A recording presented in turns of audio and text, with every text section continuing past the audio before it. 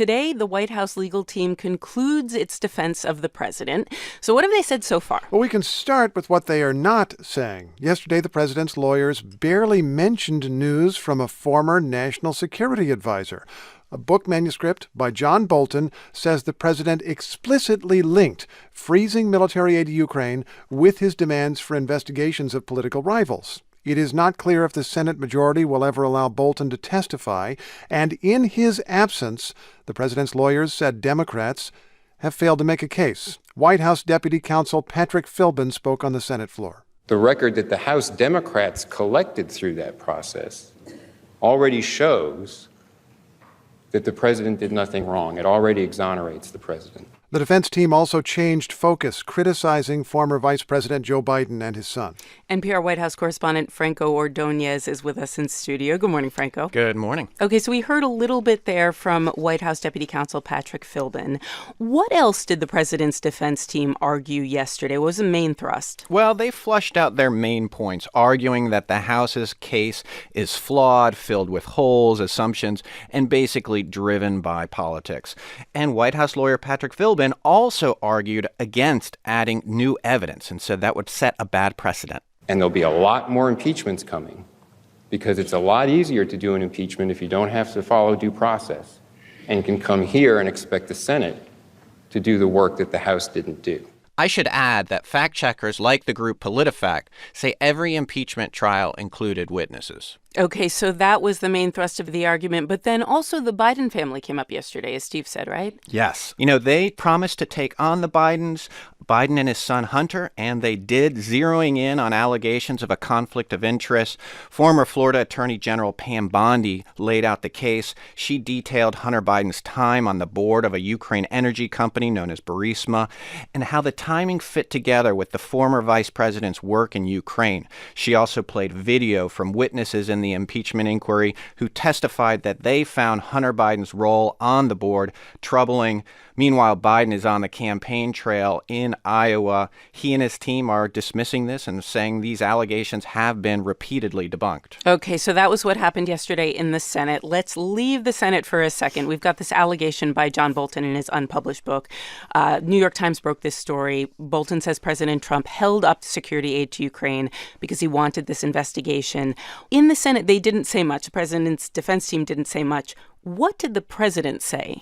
The president said that this never happened. He really came out firing yesterday, saying that he never tied the investigation to the holdup of the fund. I should say that after hours of testimony, Alan Dershowitz, Trump's attorney, did finally bring it up in the trial. Nothing in the Bolton revelations, even if true, would rise to the level of an abuse of power or an impeachable offense. That is clear from the history. That is clear from the language of the Constitution. I should also note that Vice President Mike Pence also spoke out. He said via his office that he was not asked by the president to raise the Biden family in conversations with the Ukraine president. And Trump's chief of staff, Mick Mulvaney, added in a statement that he never heard Bolton ever raise any concerns about the aid. Okay, and just quickly, the big outstanding question is, will we hear from witnesses? When will we know? The answer is likely on Friday. We're talking to Republican senators. They expect that vote to be on Friday, and they expect a lively discussion until then. Lively. NPR's Franco Ordonez. Thanks so much. Thank you. And for more coverage on today's impeachment hearing, make sure that you check out NPR's Politics podcast. They will have it all.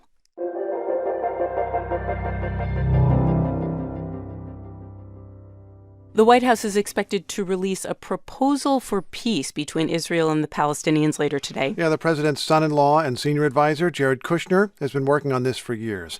The president spoke of the plan yesterday at the White House with Israel's visiting prime minister at his side. This is a plan that's very important to peace in the Middle East. No matter where I went, they say Israel and the Palestinians, they have to make peace before you can really have peace in the Middle East. The White House has worked closely with Israel on this peace initiative, but with almost no input from the Palestinian side. So what now? Reporter Naomi Zeveloff is on the line from Tel Aviv to help answer some of that. Hey, Naomi. Hi. What do we know about this plan so far? What's in it?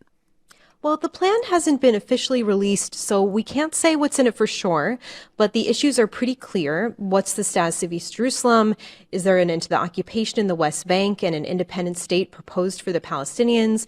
What's going to happen to Israel's West Bank settlements? And the expectation in the past was that Israel would get security and the Palestinians would get an end to the occupation, and that this would eventually lead to an independent Palestinian state.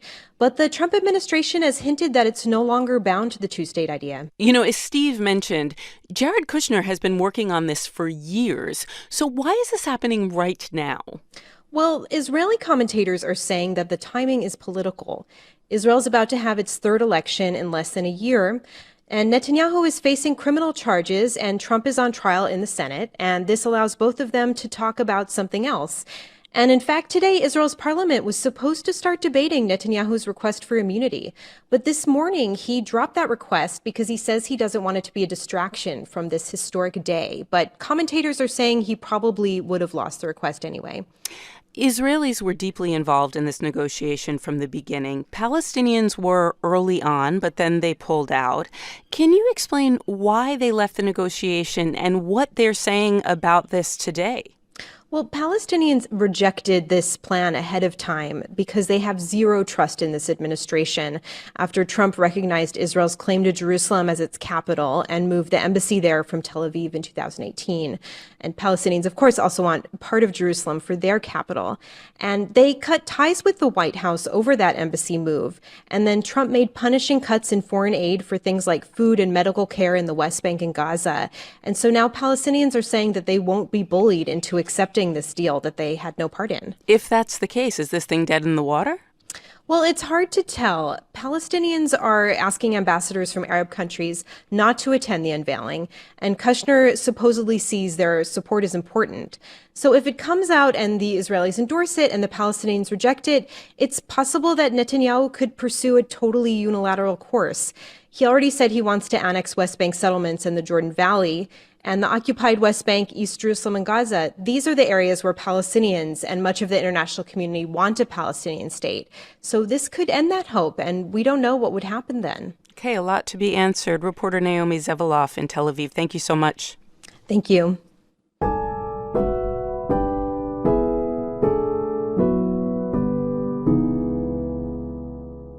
Okay, before we get to this next story, we should let you know that we will be talking about sexual assault, and it might be disturbing to some of you. We are talking about Harvey Weinstein's trial, which continues in Manhattan this week. He's the man behind films like Shakespeare in Love and Good Will Hunting, and has been accused of sexually abusive behavior by more than 80 women. He is charged with 5 counts of rape and sexual assault against 2 women in New York. Last week, actress Annabella Sciorra took the stand to allege that he raped her in the winter of 1993-94. Yesterday, it was an accuser named Miriam Haley. She is one of the women whose accusations are charged in this case. NPR's Rose Friedman was in the courthouse yesterday. She's on the line now from New York. Good morning, Rose. Good morning. Miriam Haley is not a household name like some of Harvey Weinstein's accusers. Tell us about her. Yeah, she grew up in Sweden. She got a job working as a personal assistant for a producer named Michael White. He did movies like Monty Python's Holy Grail and the Rocky Horror Picture Show. He introduced her to Harvey Weinstein at the Cannes Film Festival in 2004. Then his health went downhill, and Haley was basically out of work. So she ran into Weinstein again at Cannes. By that point, she's in her late 20s, and she asked if he could help her out. She said she'd been planning on moving to New York anyway, so he offered her a few weeks on Project Runway, which his company was making, and she accepted. And then what did she testify that Harvey Weinstein did to her?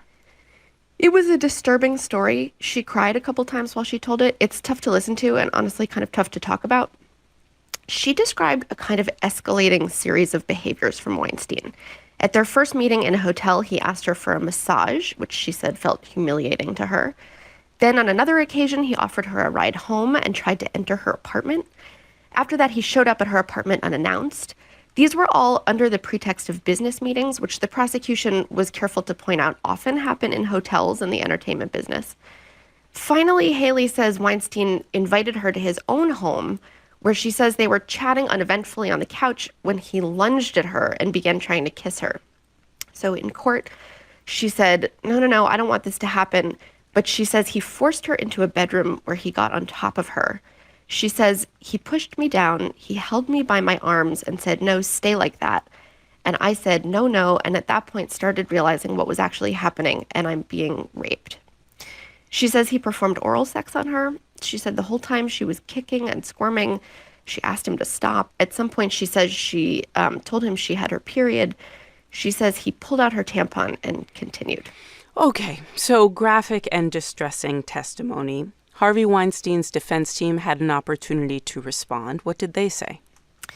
They pointed out that Haley continued to interact with Weinstein. She actually described another sexual encounter that she said was unwanted, but that she didn't physically resist. Haley and Weinstein also continued to email each other for years after the alleged assault. So the defense was able to use those emails to try to prove that no assault had happened, that the sex was consensual. They showed emails of her reaching out to ask for work, setting up meetings to pitch ideas. She also accepted an airline ticket and ended an email with the words, "lots of love." At one point, Weinstein's lawyer, Damian Sharonis, asked, "Isn't the reason you felt comfortable dealing with Harvey Weinstein and sending Harvey Weinstein emails because he never sexually assaulted you?" So clearly an attempt by his defense to sow some doubt in the jury's mind. All right, and this trial continues. NPR's Rose Friedman reporting from New York. Rose, thank you.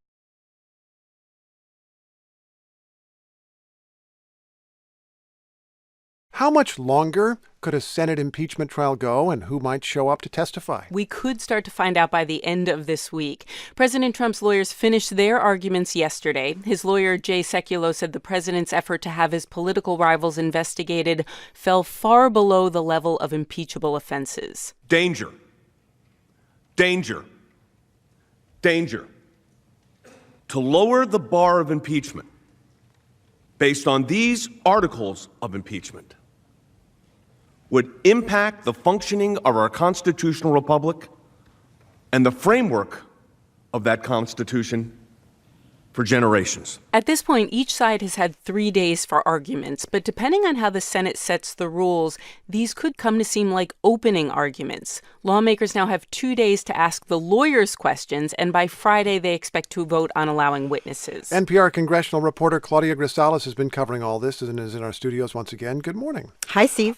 We should note that many, if not most, Republicans don't want to be calling witnesses, but can Senate Majority Mitch McConnell block witnesses? It's possible he can. There are some Republicans open to witnesses, but it's still not clear that it would happen without any bipartisan talks in the works. We know of at least 3 Republicans, Susan Collins of Maine, Lisa Murkowski of Alaska, and Mitt Romney of Utah, who are open. Oh, 3 Republicans. They need 4 along with all the Democrats, right? Exactly. To get witnesses. Okay, go on. Exactly. So we're not quite sure who that 4th could be, or if they need a 5th or a 6th to give that 4th cover. And so these 3 were emboldened by reports by the New York Times documenting that former National Security Advisor John Bolton was saying the president told him directly to withhold this aid to Ukraine until they got a commitment for political investigations. Let's take a listen to Murkowski. I think that Bolton probably has something to offer us. So we'll figure out how we're going to learn more.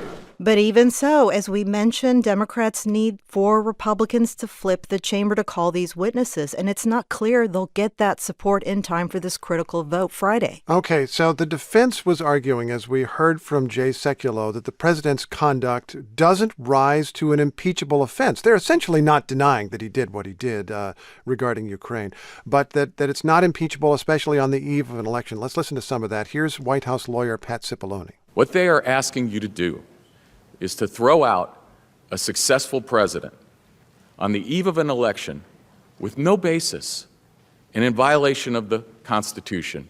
It would dangerously change our country and weaken forever all of our democratic institutions. You all know that's not in the interest of the American people. Why not trust the American people with this decision? Why tear up their ballots? You know, I have to note a point of history. When Andrew Johnson was impeached in 1868, part of the reason that just enough lawmakers rejected the impeachment was because they didn't want to shift the balance of power between Congress and the president. So this is the argument that's being made now in 2020. How are Senate Republicans responding?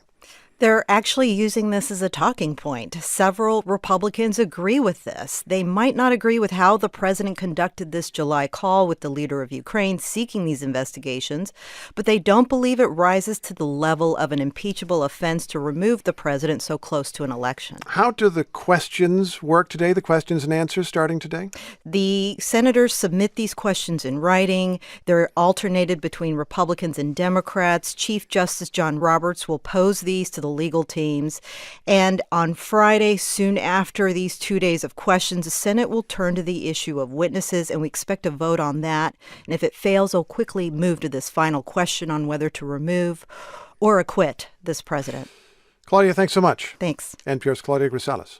And to get even more coverage of the impeachment trial, try the NPR Politics podcast, wherever you listen to podcasts.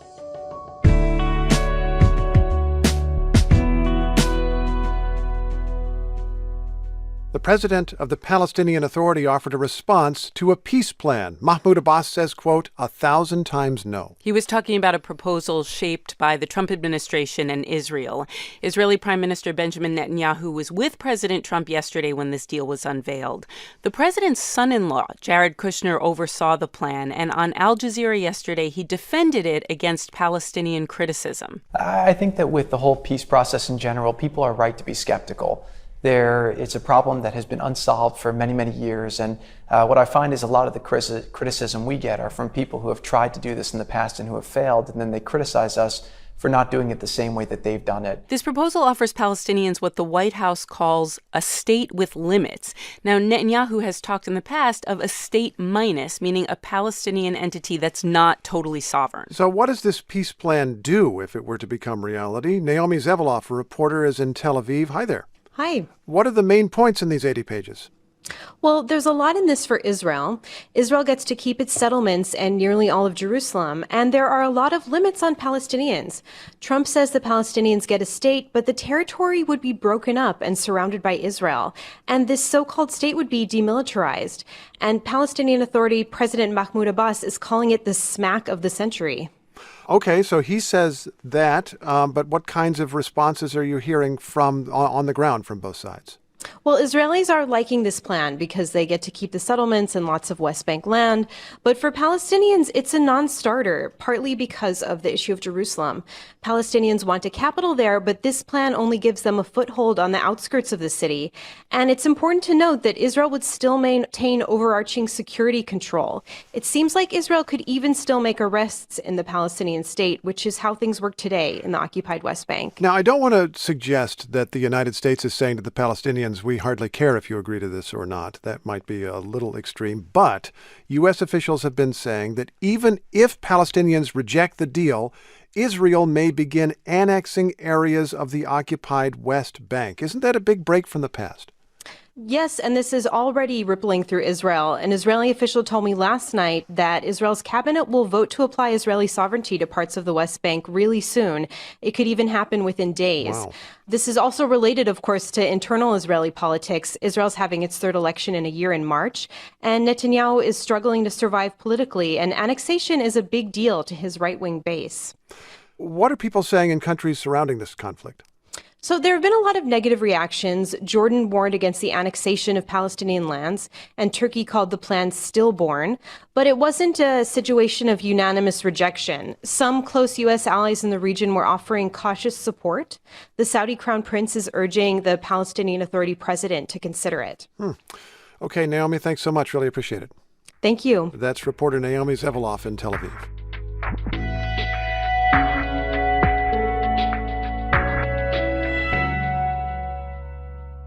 Some other news now. Secretary of State Mike Pompeo is on his way to Ukraine. That's right. After meetings in London today, Pompeo will go to the country at the center of President Trump's impeachment. Now, it's a fraught visit, made even more so by something that happened last week.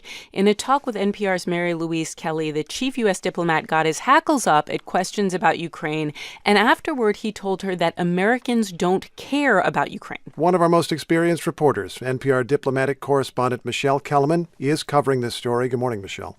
Good morning, Steve. So is there an argument that Americans should care for Ukraine? Yeah, well, Bill Taylor did try to answer that question in an op-ed in the New York Times this week. He was, until recently, the acting ambassador there and was among those who testified in the impeachment hearings in the House. And he put it this way. He said, this is a quote, "Ukraine is defending itself and the West against Russian attack. If Ukraine succeeds, we succeed." He pointed out that Russian-led forces are still fighting Ukrainians in the east of the country. And he said Ukraine's also on the front lines of an information war as Russia tries to weaken Western alliances. Now, we do have that remark that Noel mentioned from Secretary of State Pompeo. What else has he said about Ukraine? Well, in public, he says that it's U.S. policy to support Ukraine and push back against Russian aggression. One official describing the goal of the trip said that this was to underscore America's strong and unwavering support. But Secretary Pompeo is always careful not to say anything that goes against his boss, especially now during this impeachment process. Remember, the president's accused of abusing his power, holding up military aid to Ukraine in exchange for investigations that could help him politically. Ukraine's president also has tried to steer clear of domestic U.S. politics, so that's one thing going in Pompeo's favor this week, because both he and the Ukrainian president want this visit to go well, and I should say U.S. diplomats in Kyiv also want this to go well. They want it to go well, but there is this awkward backdrop, including this difficult interview that Pompeo had, and perhaps the most difficult portion was where he was asked about Marie Yovanovitch and when he had ever supported Marie Yovanovitch, the ambassador who was removed.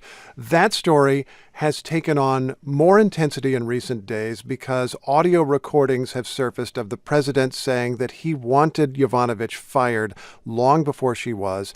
And also there are indications she may have been tracked. Is the State Department itself investigating any of this? Yeah, I've been told that a diplomatic security team was out at the embassy looking into that. Ukrainians also opened investigation. Again, Pompeo has been very quiet about that. We might hear about it this week. As for Yovanovitch, she was facing this disinformation campaign. Pompeo has not publicly supported her, but I've heard that he did privately kind of fend off the pressure for a little while. Remember this push to take her out, as the president was caught on tape saying, started a year before she was actually recalled. Oh, that might suggest why he would want to suggest in public that he did defend her, but maybe wouldn't want to say that at all because that would cross the president. Is that it? Yeah, he doesn't say anything that's going to cross the president. And I should also just remind you, Steve, that Trump has still not named a new ambassador to Ukraine. The embassy is run by a career diplomat. And as I mentioned, Bill Taylor left earlier this month. I'm told Pompeo didn't want him, a key figure in this impeachment drama, in any of his meetings in Kyiv. Michelle, thanks for your insights as always. Thank you. She's one of our best.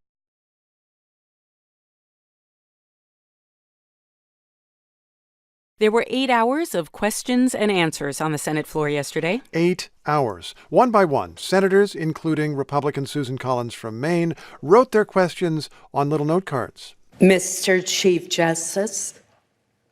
The senator is recognized. I send a question to the desk.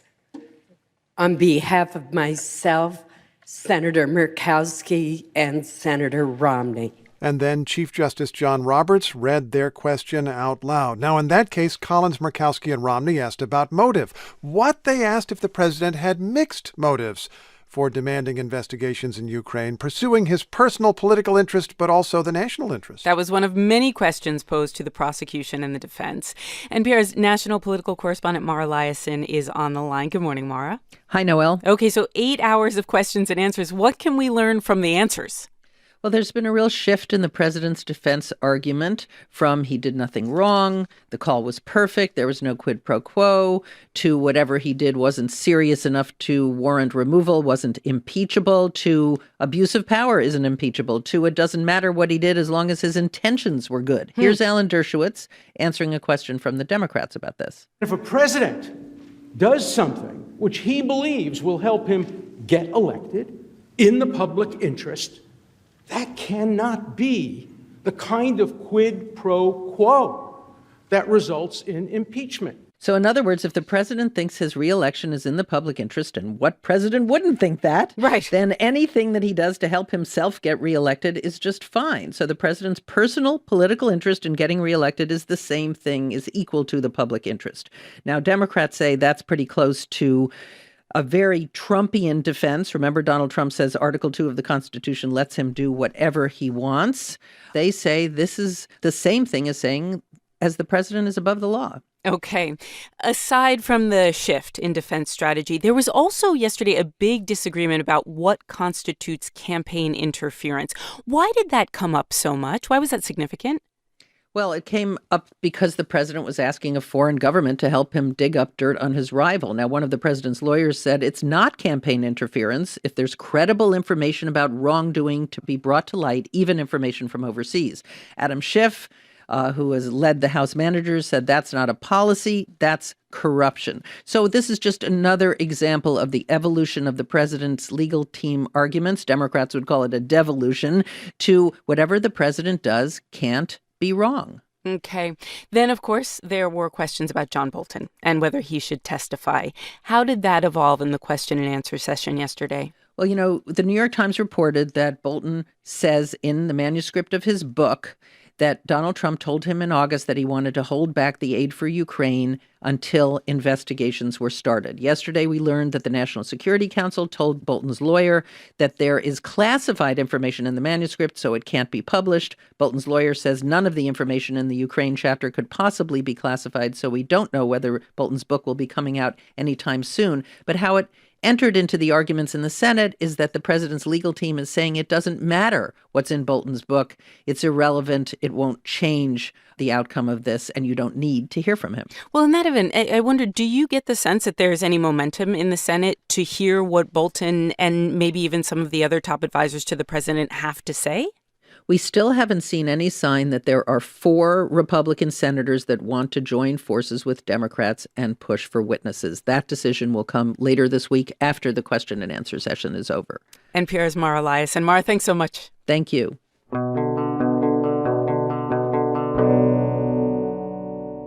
There are now more than 7,700 confirmed cases of the coronavirus, most of them in China, and that number has health officials worried. In part because this virus is similar to SARS. The number of confirmed SARS cases was similar in another outbreak, but it took a much longer period of time to hit that number. Now, in this instance, the coronavirus, at least 170 people have died since the outbreak started in December. NPR science correspondent Richard Harris is with us with the latest. Good morning, Richard. Good morning. All right, so this story keeps moving every day, every day. At times it seems like it's moving fast. At times it seems like it's slowing down. What is the latest news that we have? Yeah, well, I think it's been moving pretty fast in the last several days for sure. And I'll start here in Washington. The White House late yesterday decided to form a task force that will respond to the outbreak. And that will incorporate the health officials who've been on this case already since early January. What it really does is bumps up the profile of the outbreak within the White House. But there's also a bit of news from China as well. Researchers there yesterday published a detailed report of the first 425 cases in Wuhan where the outbreak started. And what we're seeing from that report is that, at least at the outset of this disease, it was affecting mostly older people, an average age around 60, and not a single child under the age of 15. Really?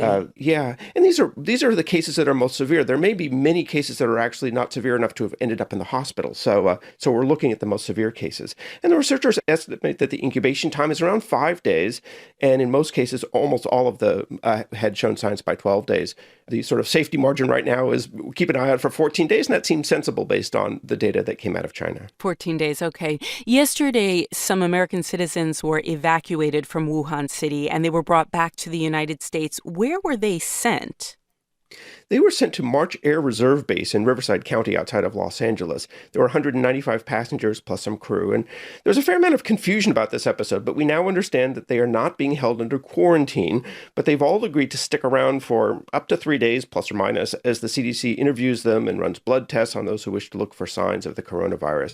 Dr. Nancy Messonnier from the CDC held a press conference late in the day yesterday to clear up a little bit of the confusion around this plan. Right now, all 195 of these travelers are willing and eager to cooperate because they also want to make sure that they're taking care of their their own health, the health of their families, and the health of their communities.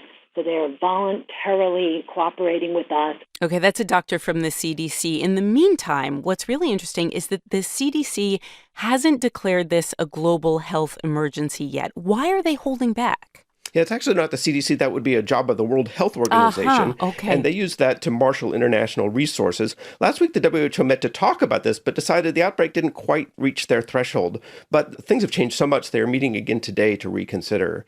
The WHO officials who gave a press conference yesterday point out that cooperation is already quite remarkably good. For example, when somebody who returned to China from a trip to Germany fell ill, the Chinese health officials immediately informed their German counterparts that, watch out for somebody who may have been infected. And that's a huge improvement over how China treated the SARS epidemic about, 17 years ago.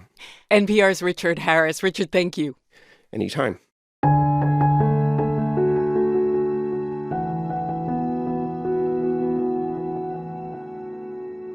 Secretary of State Mike Pompeo says the U.S. will, quote, evaluate Britain's decision to allow Huawei to help build out the country's 5G infrastructure. The UK announced on Tuesday that Huawei would be given permission to build some of the less sensitive parts of the 5G network. With that decision, Britain's leadership rejected calls from the Trump administration to effectively boycott the Chinese tech company over security concerns.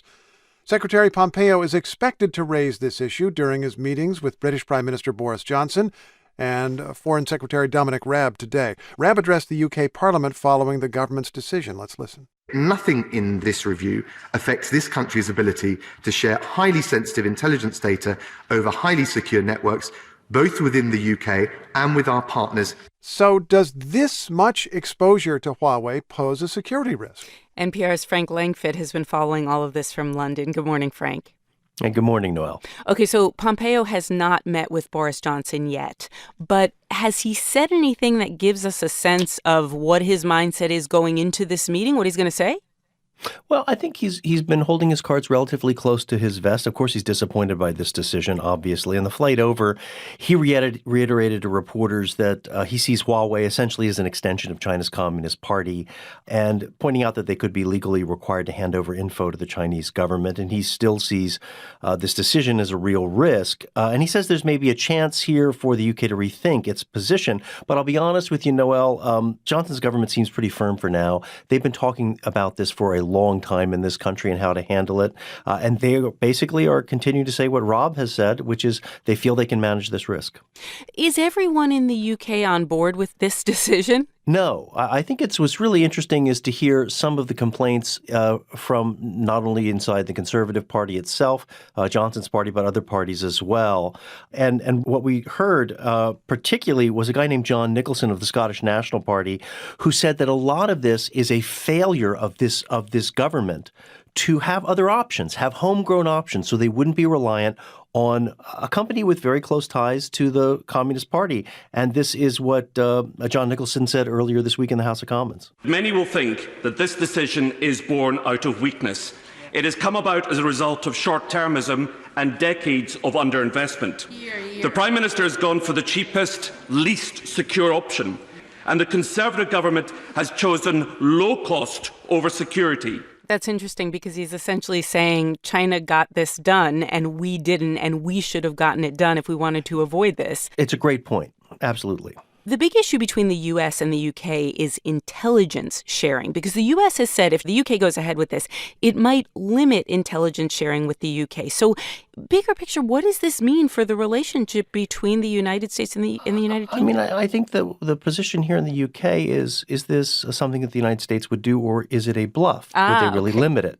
Because this would drive a wedge between the U.K. and the U.S. on intelligence, which is exactly what the Communist Party would love to see. And this partly would accomplish some of its geostrategic goals. So I think we're going to see maybe more today what the reaction is of the Brits to this. Okay, NPR's Frank Langfitt. Thank you, Frank.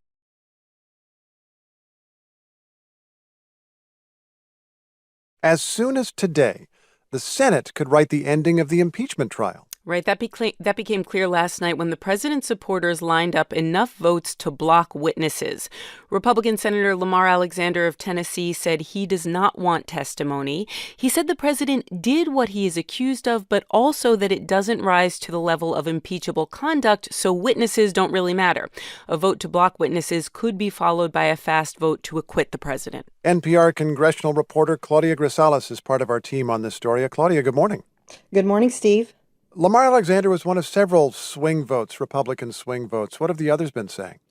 Well, we're also hearing from another swing vote who has made their decision. That's Senator Susan Collins of Maine. She says she will support witnesses, but that leaves at least two other swing votes that we're waiting to see how they'll move next.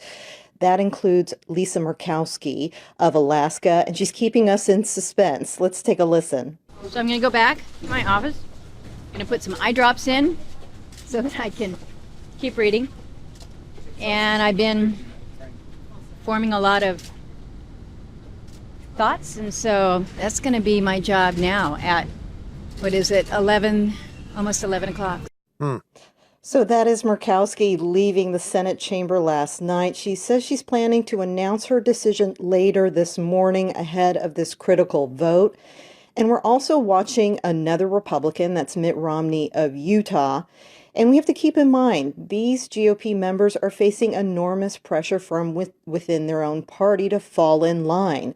And so if we see Romney, Murkowski, and Collins vote for witnesses, that could result in a 50-50 tie, which not only does it fail, but it's an awkward ending to this long debate. Yeah. So we could see one of these Republicans bend the will of the GOP to save face on this final witness vote.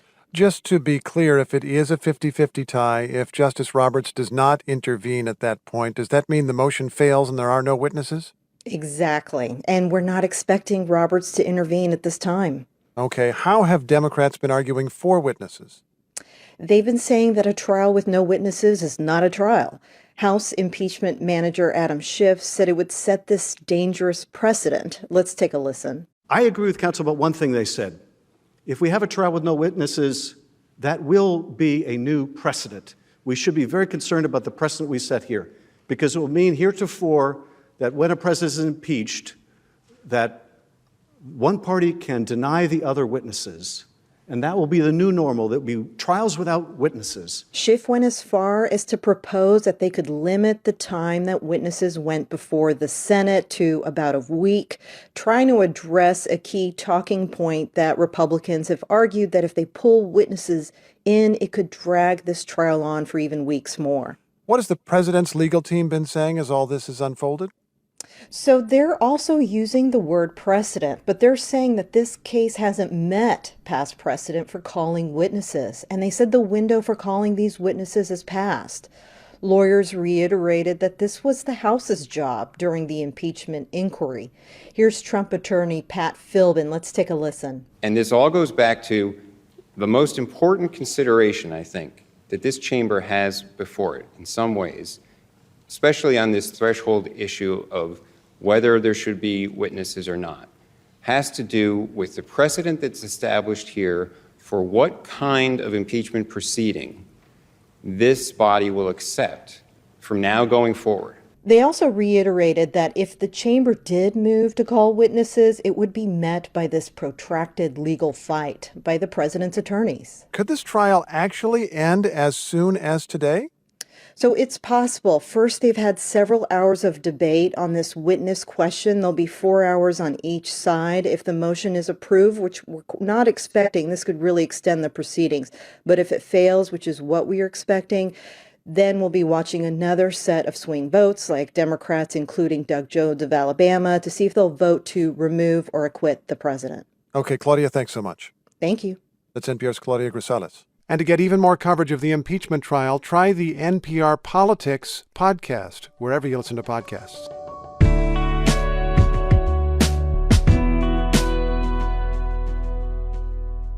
All right. right, the number of cases of the new Wuhan coronavirus has now reached nearly 10,000. And that is in just 2 months. Now, by way of comparison, back in 2003, it took 8 months for the SARS epidemic to hit 8,000 cases. We're at 10,000 now.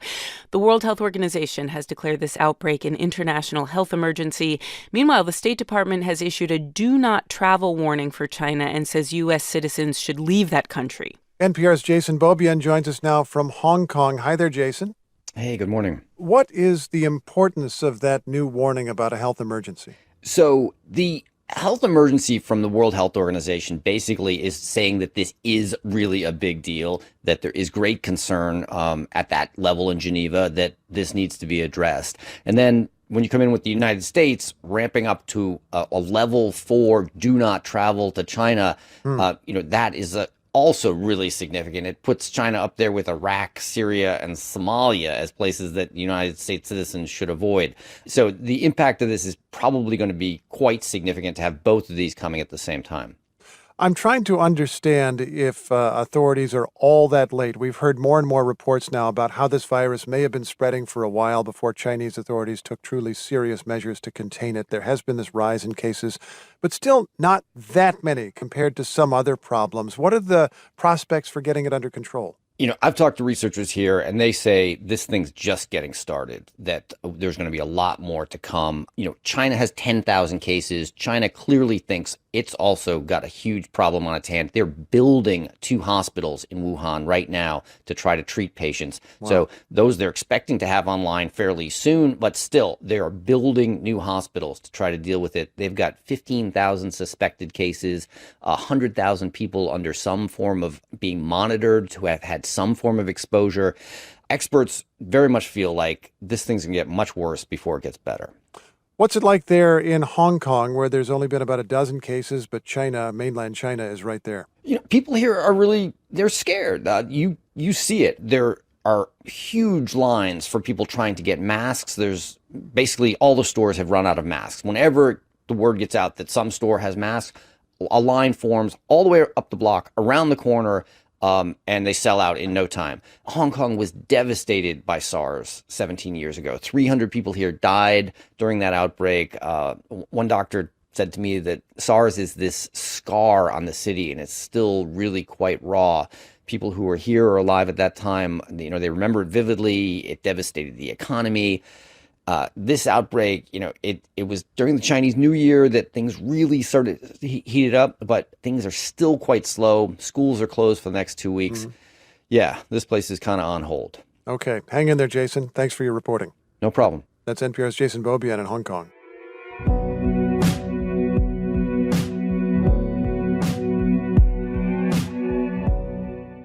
Brexit Day is finally here. That's right. Britain will leave the EU tonight at 11 p.m. London time. There will then be an 11-month transition period. So for the time being, the UK will continue to follow all of the EU's rules, and the trading relationship will stay the same. But during those 11 months, they will be negotiating a new relationship. Here's Ursula von der Leyen. She's president of the European Commission. Honourable members, no new partnership will bring back the benefits of being part of the same union. But we have the duty to seek the best for the British and for the European people in a post-Brexit world. NPR's Frank Langfitt is covering this story in London. Hi there, Frank. Hey, good morning, Steve. Okay, so I am reminded of that old movie, that Robert Redford movie, The Candidate, in which the man wins an election and finally turns to his advisor and says, what do we do now? So what do they do now? Well, I think you're right, and there is a sense of that because, you and I have been talking about this now for 3.5 years. Yeah. It has been the toughest period politically in this country in decades, and actually it's going to get even tougher. And that's what I think when, Boris Johnson talked about, we'll get Brexit done, the prime minister, he is getting it done. But now they go into these negotiations, and these are crucial because it's what is the future trading relationship between the United Kingdom, which is, of course, much, much smaller than the European Union, and how's this going to work out? And I think this is where we're going to see how much economic pain, to be very candid about it, the United Kingdom will suffer. And I think the United Kingdom will find out really how much leverage it really has. Well, leverage is what Boris Johnson has talked about from the beginning, insisted that Britain is so important to Europe that it can almost dictate terms to Europe. And now he has to do that knowing that Britain has already crossed the Rubicon. They're on their way out. He does, and it's very interesting because you have a division in this country. You have people who, frankly, are some degree nostalgic for a World War II Britain, even an imperial Britain, who think that the United Kingdom can go off on its own, sail away from this enormous single market on the continent of 450 million people and actually do better economically. And then you have many, many on the continent who think this just isn't going to work out as well as you hope. The European Union is so much larger than the UK. And we've certainly seen in the negotiations over the past 3.5 years, the EU has had the upper hand. So what I think may happen is the UK may end up trying to basically pull away from close alignment with the EU, and may suffer trade barriers and tariffs because of that. Could the UK keep pushing this deadline back? Because we are now in this transition period. We've already seen many delays. Could that just happen again? You know, it's a good question. Boris Johnson has said he will not do that. Of course, he has gone back on his word in the past when he's had to. I think there would be a lot of opposition even inside his own party. On the other hand, he did very well in the election, so he's much stronger than any prime minister in many years here. So it's possible that he could try that, but I know that it's going to be very uncomfortable. It's more likely that maybe they get a bare bones deal, or they end up, this is the worst case scenario, they crash out in 11 months without a deal at all. Okay, thanks very much. That's NPR's Frank Langfitt.